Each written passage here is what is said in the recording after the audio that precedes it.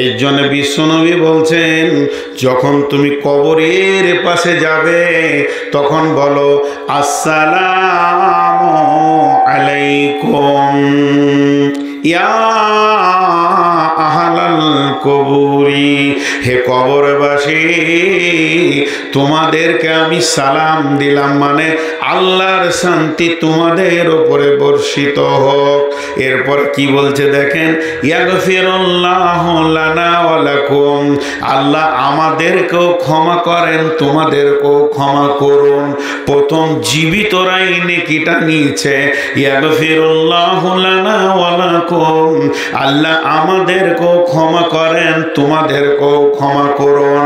ইয়াগফিরুল্লাহু লানা ওয়া লাকুম ওয়া আনতুম সালাফনা ওয়া নাহনু বিল আসরি, এই শব্দটা দোয়া নয়, এটা হচ্ছে স্মরণিকা।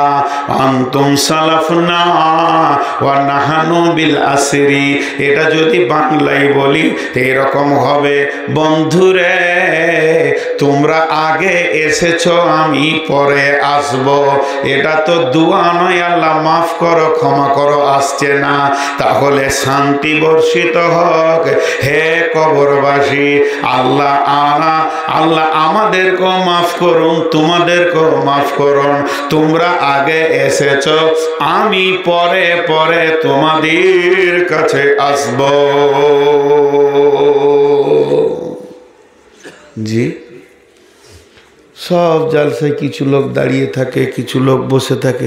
এখানে 4-5 জন ঠিকা নিয়েছে দাঁড়ানোর, দেখছে সবাই যখন বসে আছে, শালা জালসাটা এত সুন্দর কেন হবে রে, তা ওই ঠিকাটা আমরা নিই। ওদের মাথা আর কাজ করছে না। এরা কি করবে, এত সুন্দর সভা থাকতে যে মোটর বাইকের ওপরে বসে এবার বসছে। দেখে ভাই আপনাদের বিরক্ত লাগছে নাকি? খবরদার বিরক্ত লাগবে না ইনশাআল্লাহ। জি, ওই জায়গায় আমাদেরকে যেতে হবে। এবার একটা মজার জিনিস দেখেন, আল্লাহ তাবারাক ওয়া তাআলা রসুল জীবিতদেরকে আগে সবসময় রেখেছেন। তো যখন কবরের পাশে যাবে, আমরা অনেক দেশ ভ্রমণ করি, অনেক দেশ যাই। কেউ বলে চলো সিমলা থেকে ঘুরে আসি, গ্যাংটক যাই, দার্জিলিং যাই, আরও কত কত কত কত জায়গা যায়, তো ঘুরে আসি। তো মুসলিম বোঝে না সিরুফিলার যে কাইফা কানা আকিবাতুল মুকাদ্দিবিন, পৃথিবী সফর করার কথা বলা হয়েছে, তাতে জ্ঞানের বিকাশ ঘটে। বই পড়ে জ্ঞান যা হয়, তো এটা হচ্ছে কিতাবি শিক্ষা। আর জ্ঞান আর শিক্ষা নিতে গেলে বই পড়তে হবে, জ্ঞান নিতে গেলে সফর করতে হবে। জ্ঞানের 98% লুকানো আছে সফরের ভিতরে। যত সফর করবেন, হ্যাঁ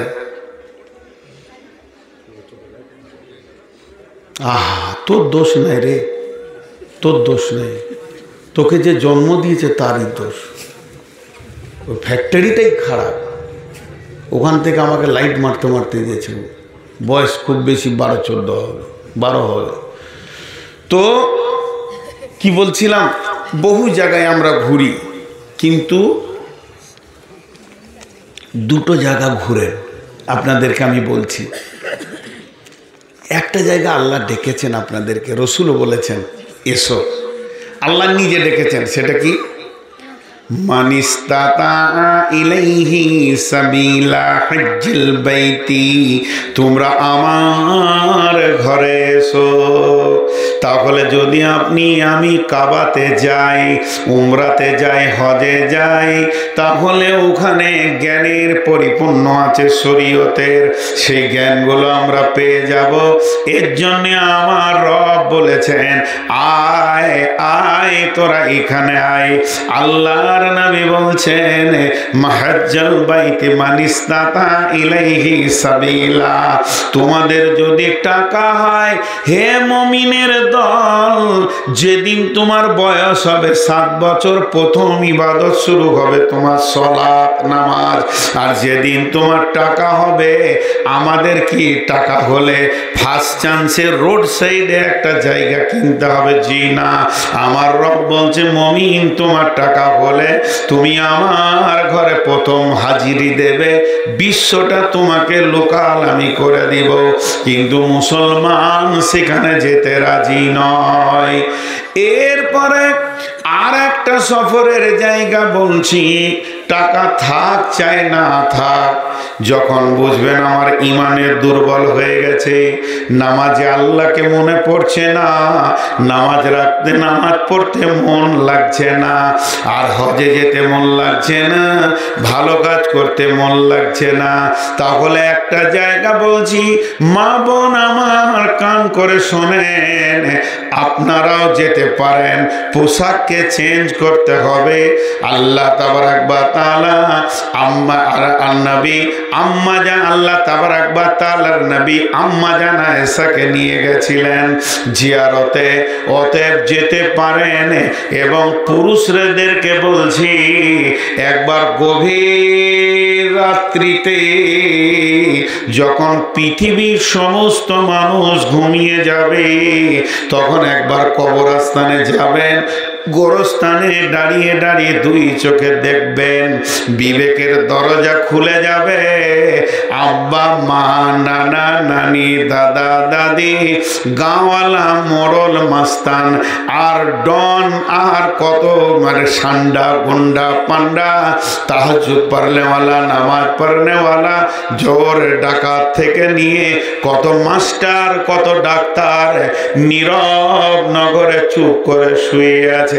তারা আর কোনো দিন পৃথিবীর বুকে ফিরে আসবে না, আর একবারও জিজ্ঞাসা করবে না বাবা কেমন আছো, কোন জায়গায় তারা পৌঁছে গেছে। বিশ্বনবী বলছেন, তুমি কবরে জিয়ারতে যাও, তাতে কবরবাসীর লাভ অত নাই, তোমার লাভ বেশি হবে, তোমার মৃতকে স্মরণ হবে, এবং দুনিয়ার উপরে তোমার বেরাগবতি আসবে, ঘৃণা আসবে, আখেরাত তোমার কাছে দরজা খুলে যাবে, আমলের ময়দানে তোমার মন জমে যাবে।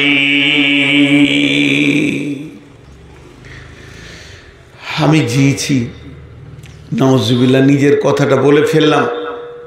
मुझे मंजूर नहीं कि अपनी बात क्या करूं, लेकिन बात ही से बताते हैं तो मैं क्या करूं। আমি কবরে গোরস্থানে রাতেও গিয়েছি, দিনেও গিয়েছি, গিয়ে দেখেছি নীরবভাবে সেই মুখগুলো মনে পড়ে। আব্বা মা, নানা নানি, দাদা দাদি, ভাই, আমার ফুপা, আমার চাচা চাচি, কত ভালোবাসতো, তারা আর জিজ্ঞেস করছে না, নীরব নগরে শুয়ে আছে। বড় বড় আলিমে দিন চুপচাপ শুয়ে আছে। সেই জায়গাটা আমরা স্মরণ করি না, নাই আমাদের কাছে। আমাদের কাছে সেই স্মরণিকাটা নাই, সেটা আমাদের কাছ থেকে হারিয়ে গেছে। জি, আল্লাহ তাবারাক ওয়া তাআলা বলছেন, তোদেরকে আমি যে রোডে ছেড়ে দিয়েছি, ওই রোডের সামনে রয়েছে কবর। আলহাকু মুত্তাকাসুর হাত্তা যুরতুমুল মাকাবির কাল্লা সাওফা তা'লামুন সুম্মা কাল্লা সাওফা তা'লামুন কাল্লা লাউ তা'লামুনা ইলমাল ইয়াকিন লাতারাবুন্নাল জাহিম সুম্মা লাতারাবুন্নাহা আইনাল ইয়াকিন সুম্মা লাতুসআলুন্না ইয়াওমাইযিন আনিন নাঈম। জি ভাই, মা বোন, আমার বেটির দল, যখন কবরে শোয়ানো হয়, ওই লাশটাকে ছেড়ে আসতে কত কষ্ট হয়। আমি জীবনে 2-1 বার কবরে নেমেছি।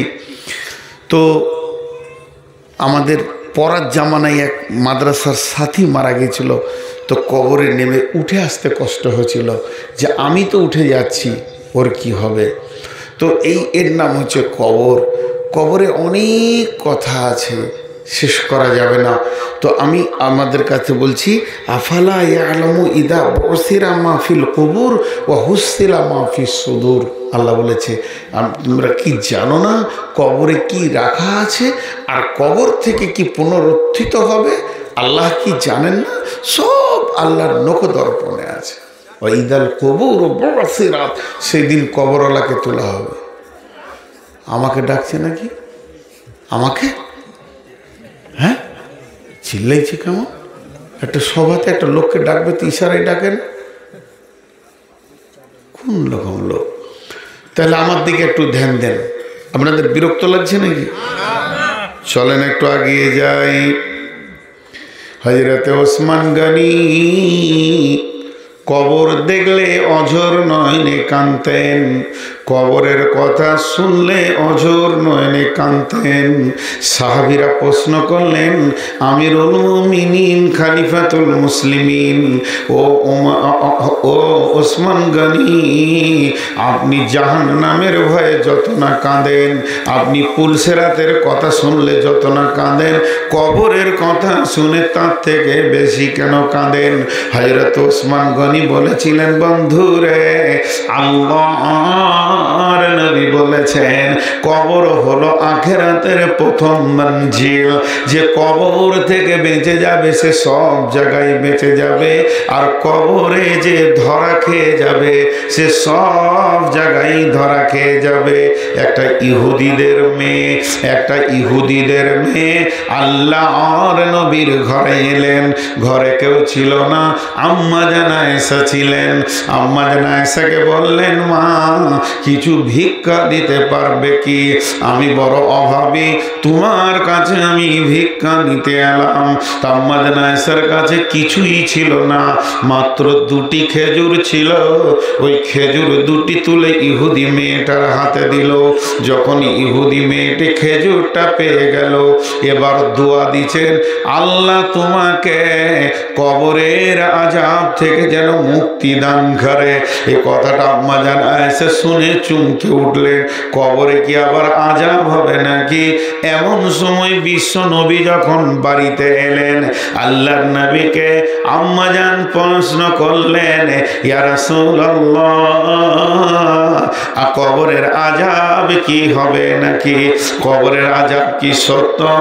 আল্লাহর নবী উত্তরে বললেন, আযাবাল কবরে হাক্কুন, কবরের আযাব হচ্ছে সত্য, কবরের আযাব হবে, কবরের আযাব হবে। আম্মা জান আয়েশা বলছেন, তারপর থেকে আমি সূক্ষ্ম দৃষ্টি নিয়ে রসুলের দিকে খেয়াল করে দেখেছি, উনি যতগুলি নামাজ পড়েছেন, অর্থাৎ নফল সুন্নত বাড়িতে যাই পড়েছেন, যেগুলো আমার চোখে পড়েছেন, প্রত্যেকটি নামাজে কবরের আযাব থেকে মুক্তি চেয়েছেন। এই দোয়াটা ফিটিং করে দেওয়া হয়েছে নামাজে। হয়েছে কি হয়নি? যে শেষে বসে কি বলি আত্তাহিয়াতের পর, আল্লাহুম্মা ইন্নী আউযু বিকা মিন আযাবিল কবরি ওয়া আউযু বিকা মিন ফিতনাতিল মাসীহিদ দাজ্জালি ওয়া আউযু বিকা মিনাল মাহইয়াই ওয়াল মামাতি আল্লাহুম্মা ইন্নী আউযু বিকা মিনাল মাসামি ওয়াল মাগরাম। একটা ভয়ানক ভয়ানক জিনিস থেকে আল্লাহর নবী ক্ষমা চেয়েছেন। তাহলে বিশ্ব নবীর মতো ব্যক্তিটা কবরের আযাব থেকে মাপ চাইছে। আপনার আমার সারা দিনও একবার কবর বলে মনে পড়ে না। তোমাদের কি এখনো ক্যামেরা ঠিক হয়নি? এটাকে যে হাই রোড করে নিলে তোমরা, হ্যাঁ, চলছো ফিরছো, কোনো এহতিয়াত নেই তো। কথা বুঝার চেষ্টা করেন আপনারা, খুব সুন্দর। ওই জন্য আমি বললাম না, সভা যদিও ছোট হয়, মন দিয়ে যদি শুনে, আমার মনে হয় মালদাতে এত সুন্দর সভা খুব কম পেয়েছি, 2-3টে পেয়েছি। এর আগেও একটা হয়েছিল এই তালগাছির দিকে, কোথায় ছোট্ট মতো না একটা হয়েছিল, তালসু না, ওটা তো বড় ছিল, ছোট্ট সব লক্ষ্যটা বেশ মজবুত শূন্যওয়ালা ছিল। আজকে বলে যত তৃপ্তি পেয়েছি বড় সভাতে পাই না। এদিকে 12টা ভ্যান ভ্যান করবে, ওদিকে 14টা দাঁড়িয়ে আছে, ওদিকে 3টে গল্প করছে, তার থেকে এটাই ভালো। হাতি যত বড়ই হোক না কেন, জিভে পানি আসবে না। ছাগল দেখলে যে লোভটা লাগবে, জি হ্যাঁ, তো ছাগল হলো হালাল, হাতি হলো হারাম। অতএব আপনারা মন দিয়ে শোনেন, আজকে খুব ভাইটাল সাবজেক্ট ধরেছি। এই কবর থেকে যতজন পাস করে যাবে, এখন আপনাদের একটা প্রশ্ন থেকে যাবে যে বিশ্বনবী বলেছেন কবরে 3টে প্রশ্ন করা হবে। প্রশ্নের কথার দিকে যাচ্ছি আস্তে আস্তে, কিন্তু কবরের সাবজেক্টটা আগে সেরে নিই। জি, সব থেকে কবরে যে লোকটা কম সময় থাকবে, আদম আলাইহিস সালাম কখন মরেছে? হাজি, কবরে বেশি থাকা ভালো না কম থাকা ভালো? জি, এ বলছে কম থাকা ভালো। আপনারা কি বলছেন? বেশি থাকা ভালো, কম থাকা, যার যেমন মন আসছে সে সেরকম বলছে। তো যাই হোক, কবরের আযাব আছে, কিন্তু একটা মজার জিনিস আছে। এই দুনিয়াতে একটা ফিতনাবাজ দল এসছে, ওই দলটার নাম আহলে কোরআন। ওরা বলে আমরা হাদিস মানি না, কোরআন মানি। ওরা কত বড় গরু, রসুলকে মানবে না আর আল্লাহকে মানবে, তাহলে ও দিন বুঝতে পারবে? আল্লাহ বলেছেন নামাজ পড়ো, এ পড়বে কেমন করে? রসুলকে ফলো করবে, তবেই তো নামাজের সব জিনিসটা পাবে। ওখানে তো প্র্যাকটিক্যাল পাঠানো হয়েছিল, কিন্তু ওরা মানে না। যে ওদের মত হচ্ছে যে কবরে আযাব নাই, কবরে আযাব নাই। কবরে যদি আযাব হবে তো কিয়ামতের মাঠে হিসাব হবে বলছে। তো হিসাবের আগে আযাব কেন হবে? কথাটা বুঝাতে পারলাম? আমার হিসাব হবে তারপরে তো আযাব হবে, তার আগে আযাব কেন হবে? এটা বলেছে, ওদের প্রশ্ন টেনেছে। আরেকজন প্রশ্ন টেনেছে যে পৃথিবীর আগুন থেকে জাহান্নামের আগুন 70 গুণ বেশি তেজ। তাহলে একটা কবরে যদি ওই আগুন জ্বলে তো উপরকার মাটি তো পরপর করে শুকিয়ে যাবে, তারপরে তো ওর উপরে হাঁড়ি দিলে ভাত হবে। প্রশ্নগুলো দেখেন, প্রত্যেকটা প্রশ্নের উত্তর আছে আর কি। আপনাকে একটা একটা করে উত্তরগুলো আগে দিয়ে দিই। ওরা যে বলেছে কবরে আযাব হবে না, এটা ওদের ভুল ধারণা। ছোট্ট করে একটা উদাহরণ দিই। আপনাদের গ্রামে একটা দোকান আছে, ওই দোকানে আমি ধার খাই, আমার একটা খাতা আছে, ওই খাতাতেও লিখে রাখে আজ খাই কাল খাই, টাকা দিই। এখন ধরেন আমি টাকা দিতে গেলাম, তো বলছে মৌলানা সাহেব খান, আমি এখন নিব না, একবারে রমজান মাসে নিব। তাই আমি বলছি না শুনেন, একসঙ্গে অত টাকা এগুলো তো ঠিক আছে, হিসাব করতে হবে না, হিসাবটা পহেলা রমজানই হবে, আমি উমরায় যাব, তো আপনার সঙ্গে হিসাব নিকাশটা করেই বেরিয়ে যাব। কিন্তু এখন কিছু জমা রাখেন, কিছু জমা রাখেন, 10,000 জমা দিলাম, 5,000 জমা দিলাম, মাঝে মাঝে দিতে আছি। আচ্ছা, এইভাবে যদি আমি জমা দিই, হিসাবের দিন আমাকে টাকা কম লাগবে না বেশি লাগবে? বন্ধুরা আমার, আল্লাহ তাবারাক ওয়া তাআলার এটা দয়া যে কবরের আযাবটা, এটা দয়া, তুলসেরাটা দয়া, কিয়ামতের মাঠটা দয়া। বাংলাদেশে একটা জালসায় বলেছিলাম এগুলো হলো আল্লাহর দেয়া নিয়ামত। যদিও কবরের আযাব, তারপরও নিয়ামত শব্দ ব্যবহার করছি কেন? এগুলো আল্লাহর দয়া। জি, দয়া কেন? একটা ছোট্ট উদাহরণ আবার দিব, তাহলে চট করে বুঝে নেবেন। এই গ্রামে একটা মার্ডার হয়েছে, মার্ডার হয়েছে বড় ধরনের কোনো পার্টির নেতা, 15-20টা ছেলেকে বেঁধে নিয়ে চলে গেছে। তার মধ্যে একটা ছেলে ভদ্র, গোটা মালদা জেলায় এত ভদ্র ছেলে নাই, খুব ভালো ছেলে, চাকরি হয়ে গেছে, ওর চাকরি হয়ে গেছে, কালকে জয়েন করবে, এরকম ছেলে বাঁধা পড়ে গেছে। জি, সে যদি জেলে চলে যায়, এখনও থানায় আছে, জেল পাঠায়নি, এমন সময় ফোন করে এমপিকে গায়ে লোক ডাকলো, গরিবের ছেলে চাকরিটা হয়েছে, মা বাপ দুটি ভাত খাবে, তো একে যেন না ফাঁসিয়ে দেয়।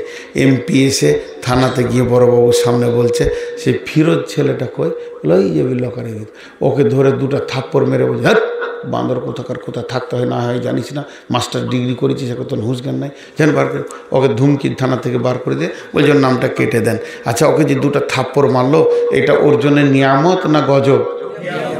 বন্ধুরা আমার, আল্লাহ চাই না তার বান্দারা জাহান্নাম চলে যাক, আল্লাহ চাই না তার বান্দারা জাহান্নাম চলে যাক, আল্লাহ চাই না তার বান্দা বান্দি জাহান্নাম চলে যাক। এর জন্য আল্লাহ হিসাবের দিনটাকে লম্বা করে সরিয়ে দিয়েছে, মাঝে কবরকে রেখেছে। তোরা যে কটা গুনাহ করে আসবি কবরের ভিতরে আযাবটা নিয়ে যেন কিয়ামতের মাঠে যখন উঠবি তখন দেখা যাবে অনেকের আযাব মাফ হয়ে গেছে, কারণ এখানে মাল কিছু জমা পড়ছে। অনেকের আযাব আর জাহান্নাম যেতে হবে না, অনেকের আবার যদি খানিকটা বাকি থাকে তো কিয়ামতে দাঁড়িয়ে থাক, তারপরও আল্লাহ চান না আমার গোলাম জাহান্নাম চলে যাক। এরপরে পুলসেরাতে দেবে, আরো খানিক গুনাহ ক্ষয় হয়ে যাবে। তার মানে আল্লাহ চাইছে হিসাব হওয়ার আগে কিছু মাল ওর জমা হয়ে যাক। অতএব বন্ধুরে, কবরের আযাব সত্য, হিসাব যদিও পরে হবে, আল্লাহ চেয়েছেন যে আমার গোলামরা বেঁচে যাক জাহান্নাম থেকে। আযাব আল কবরে হাক্কন, কবরের আযাব হচ্ছে সত্য। জি, এটা একটা উত্তর দিলাম। দ্বিতীয়, মাটিটা তাপ হবে না কেন? একটা বিজ্ঞান কেমিক্যাল তৈরি করেছে, খুব ভালো করে শুনবেন। বিজ্ঞান কেমিক্যাল তৈরি করেছে, ওই কেমিক্যালটা হলো তেলের মতো, মোবিলের মতো, এরকম করে মাখতে হবে। একটা জীবিত মানুষকে গোটা বডিতে কেমিক্যালটা পালিশ করে দিতে হবে, মাখিয়ে দিতে হবে, যেন ওর এক চুল কোথাও বাদ না থাকে মাখতে। ধ্যান দিয়ে শুনবেন। কেমিক্যালটা যখনই ওর মাখা হয়ে যাবে, কেমিক্যালটা যখনই মেখে নেবে, মাখা হয়ে যাবে, ওর বডিতে একটা কারেন্টের শর্ট মেরে দেবে। বেশিক্ষণ লয়, মাত্র তারটা লাগাবে, 1 সেকেন্ড আর তুলে নেবে। ওর যত ভিতরটা আছে পুড়ে সঙ্গে সঙ্গে কালো ছাই হয়ে যাবে, কিন্তু চামড়াটা কিছুই হবে না, যেমনকার তেমনি থাকবে। একটা জিনিস উদাহরণ দিলাম। 2 নম্বর, এই কারেন্টটা আসছে কোথা থেকে বলেন? কারেন্টটা আসছে কোথা থেকে? পাওয়ার হাউস কোথা? ফারাক্কা, মেন পাওয়ার হাউস ওখানে উৎপাদন হচ্ছে। তাহলে ওখানে ফারাক্কাতে আগুনটা ছাড়ছে, আর আপনার ঘরে হিটারে ভাত হচ্ছে, মধ্যখানে প্লাস্টিকের তার তো গলে না। এতটা পাওয়ার যদি একটা মানুষ পার করতে পারে প্লাস্টিকের ভিতরে, আমার রব কবরকে কাঁচা রেখে ভিতরে 1000 গুণ তাপেও জ্বালাতে পারবে। পারবে কি পারবে না? একটা মানুষ যদি পারে একটা এত লাখ ভোল্টকে প্লাস্টিকের ভিতরে পার করতে, যে হিটার তত্তর করে গলে গেছে, আবার ওর তারটাই প্লাস্টিক, তার ভিতরেই তাপকে পার করতে পারছে, তো 11 লাখ ভোল্ট যদি প্লাস্টিকের ভিতরে যেতে পারে, তো আমার রব কেন পারবে না কবরের ভিতরে মুর্দাকে জ্বালাতে? কথা ঠিক আছে না ভুল? এইগুলো থেকে বুঝে নিতে হবে।